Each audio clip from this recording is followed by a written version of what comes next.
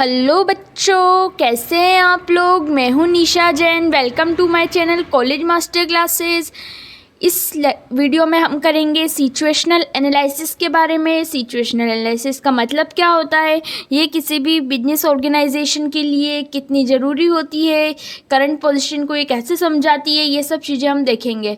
तो situational analysis क्या होता है। सिचुएशनल एनालिसिस का मतलब होता है कि किसी भी बिजनेस या ऑर्गेनाइजेशन की करंट पोजीशन को समझना, ताकि हम उसके स्ट्रेंथ, वीकनेस, अपॉर्चुनिटी और थ्रेट्स को आइडेंटिफाई कर सकें। यह एनालिसिस बिजनेस प्लानिंग और स्ट्रेटजी बनाने में मदद करता है। आज हम 5C एनालिसिस के बारे में बात करेंगे, जो एक पावरफुल फ्रेमवर्क है जो किसी भी बिजनेस की स्ट्रेटजिक पोजीशन एनालाइज करने के लिए यूज़ होता है। इसमें हम कंपनी, कस्टमर, कॉम्पिटिटर्स, कोलैबोरेटर्स और क्लाइमेट का एनालिसिस करेंगे। तो एक बार रीड कर लेते हैं। Situational analysis is the process of assessing an organization internal and external factor. तो सिचुएशनल एनालिसिस में हम ऑर्गेनाइजेशन के इंटरनल और एक्सटर्नल फैक्टर्स को समझेंगे, करंट पोजीशंस को समझेंगे। It helps in making strategic decisions bye analysing strength, weakness, opportunity and threat. Strategic decision लेंगे एंड किसको कैसे लेंगे, एनालाइज करके कि हमारी स्ट्रेंथ क्या है, वीकनेस क्या है, अपॉर्चुनिटी क्या है, थ्रेट क्या है, सिचुएशनल एनालिसिस की मदद से। This analysis is often used in business planning, marketing decision and decision making. यह एनालिसिस यूज़ किया जाता है बिजनेस प्लानिंग करने के लिए, मार्केटिंग स्ट्रेटजी बनाने के लिए और डिसीजन मेकिंग के लिए। तो ये एनालिसिस ऐसे, सिचुएशनल एनालिसिस ऐसे यूज़ किया जाता है।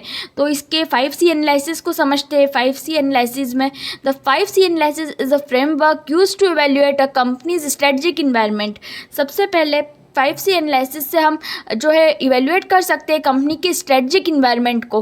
कंपनी के स्ट्रेटजिक इन्वायरमेंट को हम इवेल्युएट कर सकते हैं। इट कंसिस्ट्स ऑफ 5 की एरियाज, जैसे इसमें कंपनी हो गया, कस्टमर्स हो गया, कॉम्पिटिटर्स हो गया, कोलैबोरेटर्स हो गया एंड क्लाइमेट इन्वायरमेंट हो गया। This analysis helps business identify opportunity and threats leading to better decision making. इस एनालिसिस में बिजनेस आइडेंटिफाई कर सकता है उसके लिए क्या अपॉर्चुनिटी, थ्रेट है, स्ट्रेंथ, वीकनेस है, जिससे कि जो बिजनेस है वो अच्छे से डिसीजन मेकिंग कर सके। तो अब एक एक करके सारे 5C एनालिसिस को समझते हैं। इसमें से फर्स्ट है कंपनी। अपनी कंपनी को समझना सबसे पहले ज़रूरी है कि अपनी कंपनी को समझे। इसमें आता है, this refers to an in depth evaluation of the organization itself. खुद का इन डेप्थ इवैल्यूएशन करना। It involves assessing the company's mission, vision, strength, weakness, market position, financial health and competitive advantage. सबसे पहले हमें अपनी खुद की कंपनी को एनालाइज करना होता है। मतलब हमारी स्ट्रेंथ क्या है, वीकनेस क्या है, मार्केट में हमारी पोजीशन क्या है, हमारी फाइनेंशियल हेल्थ कैसी है, तो ये सब हमें समझना पड़ता है। फिर है what are company's strength and weakness. क्या हमारी कंपनी के पास स्ट्रॉन्ग ब्रांड इमेज है, क्या यूनिक सर्विस देती है, ये सब कंपनी की स्ट्रेंथ क्या है, वीकनेस क्या है। व्हाट प्रोडक्ट्स और service does the company offer. Company क्या प्रोडक्ट और सर्विस में ऑफर दे रही है, क्या ऑफर कर रही है प्रोडक्ट और service. What is the companies market share, company का मार्केट शेयर कितना है। और what resources financially, technological, human does company है। कंपनी के पास कौन कौन से फाइनेंशियल रिसोर्सेज है, फाइनेंशियली कितनी स्टेबल है कंपनी, ये सब हमें पता करना होता है कंपनी में एनालाइज करके। What is the companies brand image and reputation. हमारी कंपनी की ब्रांड इमेज कैसी बनी हुई है, उसकी रेपुटेशन कैसी है। तो ये सब हम कंपनी का जब इन डेप्थ इवैल्यूएशन करते हैं तो हमें क्या क्या पता चलता है। क्या हमारी कंपनी के पास स्ट्रॉन्ग ब्रांड इमेज है, क्या हमारे प्रोडक्ट और सर्विस मार्केट में यूनिक जो सर्विस है वो प्रोवाइड कर पा रहे हैं, क्या हमारी कंपनी फाइनेंशियली स्टेबल है, हमारी कंपनी की ग्रोथ पोटेंशियल कैसी है। जब तक हमें अपनी कंपनी के बारे में क्लैरिटी नहीं होगी तब तक हमें सही बिजनेस डिसीजंस नहीं ले सकते हैं। तो ये सब आ गया कंपनी में। अब सेकंड है कस्टमर। कस्टमर को समझना। बिजनेस का सबसे इम्पोर्टेंट पार्ट होता है कस्टमर्स। अगर हमें अपने कस्टमर्स की नीड्स और प्रेफरेंसेस समझ आएगी तभी हम अपनी प्रोडक्ट्स और सर्विसेज को उनके हिसाब से इम्प्रूव कर सकेंगे। हमारा टारगेट कस्टमर्स कौन है, उनकी प्रॉब्लम्स क्या है, उनकी बाइंग बिहेवियर कैसा है, क्या हमारे कस्टमर्स ब्रांड लॉयल है या नहीं, ये सब हमें देखना बहुत ज़रूरी होता है कस्टमर को समझने के लिए। तो understanding customers is a crucial for business success. This involves analysing customer needs. Customer की नीड्स कैसी है, प्रेफरेंस कैसे, क्या डेमोग्राफिक्स कैसी है, बाइंग बिहेवियर क्या है, ट्रेंड्स क्या है हमारे कस्टमर्स का बाय करने के लिए, और who are the target customers, किस particular age, gender, income segment के, लोकेशन के कस्टमर को हम टारगेट कर रहे हैं, what problems do they need solution for, हम उनकी कौन सी प्रॉब्लम को सॉल्व कर रहे हैं, उनका हमारे कस्टमर्स का परचेजिंग बिहेवियर कैसा है, बाइंग डिसीजंस कैसा है, और how loyal are the customers to the brand, हमारी ब्रांड के प्रति हमारे कस्टमर्स कितने लॉयल है। कस्टमर्स को समझना मतलब बिजनेस को समझना, क्योंकि अगर कस्टमर सेटिस्फाइड होगा तो बिजनेस ऑटोमेटिकली ग्रो करेगा। फिर इसके बाद आता है हमारा कॉम्पिटिटर्स, मार्केट के कॉम्पिटिटर्स को एनालाइज करना। अब इसमें है a business must analyze its competitors to identify market threats and opportunity. This involves studying direct and indirect competitors, their strength, weakness and market strategies. अगर हमें अपने कॉम्पिटिटर्स के बारे में नहीं पता तो हम कभी भी मार्केट में आगे नहीं बढ़ सकते हैं। हमें ये देखना होगा कि हमारे कॉम्पिटिटर्स क्या कर रहे हैं, उनकी स्ट्रेंथ क्या है और हम उनसे कैसे बेटर करें, तो उससे हम कॉम्पिटिटिव एडवांटेज अचीव कर सकेंगे।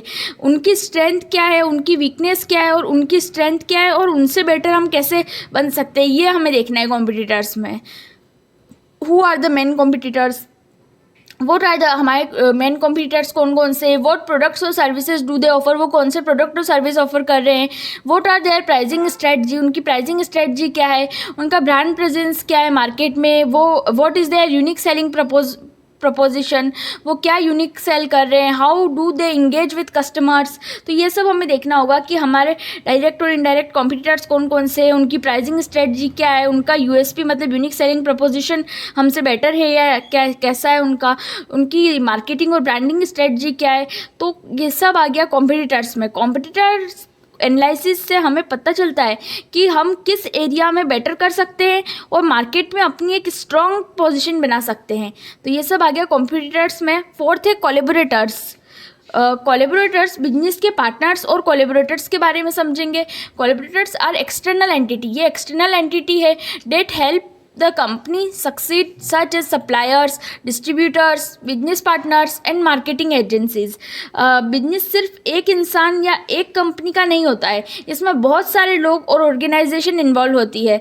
कोलैबोरेटर्स वो लोग या कंपनीज होते हैं जो हमें बिजनेस ग्रो करने में हेल्प करते हैं, जैसे सप्लायर्स हो गए, डिस्ट्रीब्यूटर्स हो गए, बिजनेस पार्टनर्स हो गए और एजेंसीज हो गई। तो ये जो हमें हेल्प करती है मार्केटिंग एजेंसीज हो गई, उन्हें हम कोलैबोरेटर्स कहते हैं। तो हमें इनको समझना बहुत ज़रूरी है।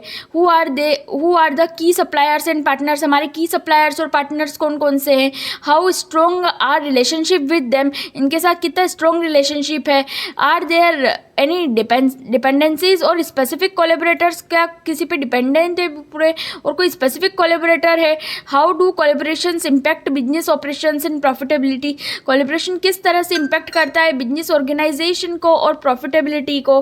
और फिर है can partnership create competitive advantage, partnership से कैसे कॉम्पिटिटिव एडवांटेज मिल सकता है। तो ये सब हमें देखने पड़ेंगे कि हमारे की सप्लायर कौन कौन से हैं, क्या हमारा रिलेशनशिप उनके साथ स्ट्रॉन्ग है, क्या हम किसी एक सप्लायर पर डिपेंडेंट तो नहीं है, क्या कोई पार्टनरशिप हमारे बिजनेस को कोई कॉम्पिटिटिव एडवांटेज दे सकती है। अगर हम अपने कोलैबोरेटर्स के साथ स्ट्रॉन्ग रिलेशनशिप बना कर रखें तो बिजनेस स्मूथली ऑपरेट करेगा और ज़्यादा प्रॉफिटेबल होगा। तो ये हमने कोलैबोरेटर्स समझा। फिर है हमारा क्लाइमेट। क्लाइमेट मतलब एक्सटर्नल इन्वायरमेंट को समझना। एक बिजनेस सिर्फ कंपनी और कस्टमर्स पर डिपेंड नहीं होती है, बल्कि उसके आसपास का इन्वायरमेंट भी उस पर इम्पैक्ट कर डालता है। इसको हम पेस्टल एनालिसिस से समझ सकते हैं। The external environment includes political, economic, social, legal, technological, environmental, PESTEL factors that influences the business. P मतलब पॉलिटिकल की गवर्नमेंट की पॉलिसीज़ कैसी है, टैक्स रूल्स कैसे, ट्रेड रेगुलेशंस कैसे, इकोनॉमिक इन्फ्लेशन रेट कैसी है, इकोनॉमिक ग्रोथ कैसी है, अनएम्प्लॉयमेंट है, कंज्यूमर स्पेंडिंग पावर कैसी है। तो ये सब हमें इकोनॉमिक से पता चलता है। फिर आता है सोशल। सोशल में कस्टमर बिहेवियर कैसा है, life style, trends, cultural shifts, ये सब कैसी है। फिर है टेक्नोलॉजिकल। टेक्नोलॉजिकल में इनोवेशन कितना कर रहे हैं, ऑटोमेशन कैसा है, डिजिटल ट्रांसफॉर्मेशन कितना है। फिर है लीगल। लीगल में industry law, labour law, compliance policies, इन सब का पता चलता है। फिर है इन्वायरमेंटल। इन्वायरमेंटल में sustainability concerns, climate change, ecological impacts, climate change हो रहा है, पॉल्यूशन कंट्रोल, इन सब के बारे में हम इन्वायरमेंटल से पता कर सकते हैं। अगर हम एक्सटर्नल इन्वायरमेंट को समझ लेंगे तो हम अपने बिजनेस को मार्केट के चेंजेस के हिसाब से अडेप्ट कर सकते हैं। तो ये सब था सिचुएशनल एनालिसिस के 5C एनालिसिस में। अगर किसी भी बिजनेस को सक्सेस चाहिए तो उसको 5C एनालिसिस करना ज़रूरी है। कंपनी, कस्टमर्स, कॉम्पिटिटर्स, कोलैबोरेटर्स और क्लाइमेट को समझना हमें सही बिजनेस डिसीजंस लेने और ग्रोथ स्ट्रेटजी बनाने में मदद करता है। तो अगर आप अपने बिजनेस को ग्रो करना चाहते हैं तो पहले अपनी सिचुएशन को एनालाइज करिए ताकि आप स्ट्रॉन्ग स्ट्रेटजी बना सके। तो इसी के साथ हम इस वीडियो को एंड करते हैं। अगर आपको हमारी वीडियो अच्छी लगी है तो लाइक करें, शेयर करें, हमारे चैनल को सब्सक्राइब करें। Thank you.